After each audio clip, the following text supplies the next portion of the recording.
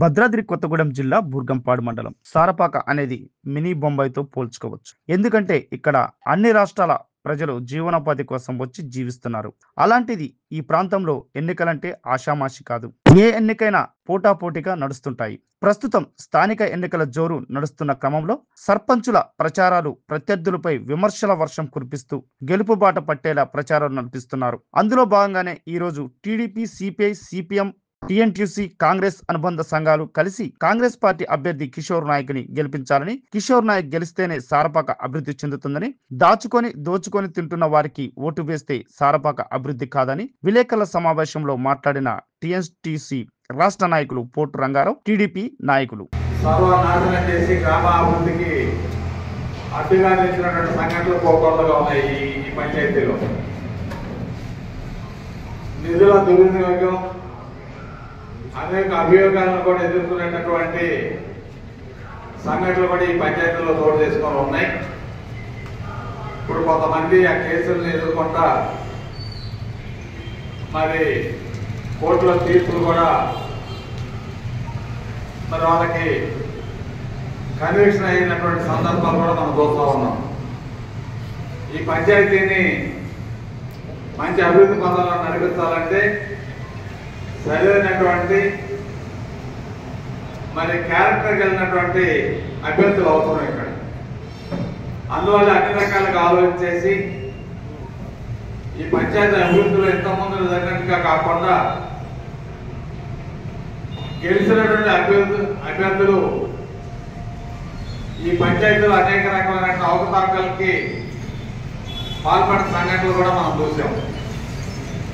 అటువంటి వాటికి తావు లేకుండా ఉండటానికి గాను మేమందరం కూడా గుగ్గులతో కిషోర్ నాయక్ గారి అభ్యర్థిత్వాన్ని బలపరుస్తూ ఆయన రేపు అత్యధిక మెజార్టీతో ఈ సారపాక గ్రామ పంచాయతీలో ఆయన విజయ సాధించబోతా ఉన్నారు. ఈ పరిశ్రమ అభివృద్ధి చెందాలన్నా, ఈ గ్రామం అభివృద్ధి చెందాలన్నా మరి ఈ గ్రామం మరి ఇంతకుముందులా కాకుండా ఇంకా కంపెనీ ఇచ్చేటటువంటి నిధులతోని, కంపెనీ ద్వారా వచ్చేటటువంటి పంచాయతీ నిధులతోని గ్రామాభివృద్ధికి తోడ్పడతాడని, అట్లాగే ఇక్కడ ఉన్నటువంటి గ్రామంలో అనేక సమస్యలు ఉన్నాయి.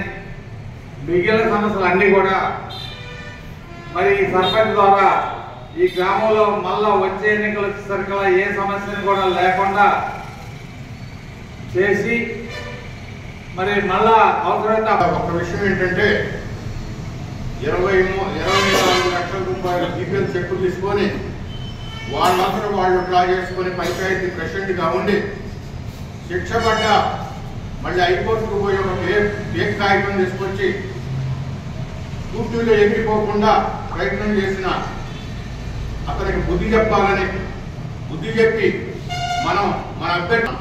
అంతేకాకుండా అప్పుడు ఆ రోజుల్లో అతను ప్రెసిడెంట్గా లేని టైంలో సంత స్థలాన్ని సంతకి ఒక దగ్గర నుంచి ఇద్దరు కోఆపరేటివ్ ఎంప్లాయీస్ ద్వారాగా ఆ స్థలాన్ని మనం నీళ్లు తీసుకొని పంచాయతీ నుంచి నీళ్లు తీసుకొని సంత వేసినప్పుడు ఆ సంత బాగా నడిచేటప్పుడు అందరికీ అందుబాటులో ఉండేది. అలాంటి స్థలాన్ని వాళ్ళని బెదిరించి ప్రెసిడెంట్ కాగానే బెదిరించి వంపు పెట్టుకొని ఈ 10 సంవత్సరాల బట్టి అనుభవిస్తున్నాడు. అంతేకాకుండా ఎన్నో భూములు అటు గాంధీనగరానికి వెళ్ళి అటు ఇటు ఆక్యుపేషన్ చేసి అమ్ముకున్నాడు. అట్లాంటి మనిషికి మనం ఓటు ఏ ప్రకారం చేయాలో